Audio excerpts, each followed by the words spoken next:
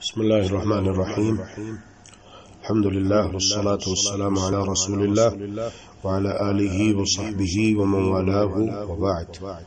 سیدنا عبداللہ عمر بن عاص رضی اللہ تعالی عنہما روایت کرتے ہیں، نبی مکرم رسول معظم صلی اللہ علیہ وآلہ وسلم نے ارشاد فرمایا: خیر الدعاء دعاء یوم عرفہ وخیر ما قلت انا والنبیون من قبلی لا الہ الا اللہ وحدہ لا شریک له له الملک وله الحمد وهو على كل شيء قدیر۔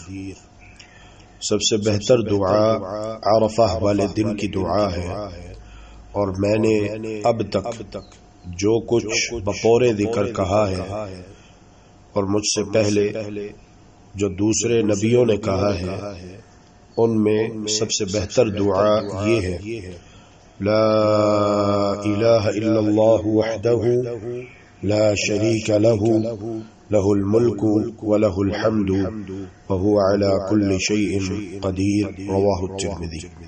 اللہ واحد کے سوا کوئی معبود برحق نہیں ہے، اس کا کوئی شریک نہیں، اسی کے لیے ساری کائنات کی بادشاہت ہے، اسی کے لیے ساری تعریفیں ہیں، اور وہ ہر چیز پر قادر ہے۔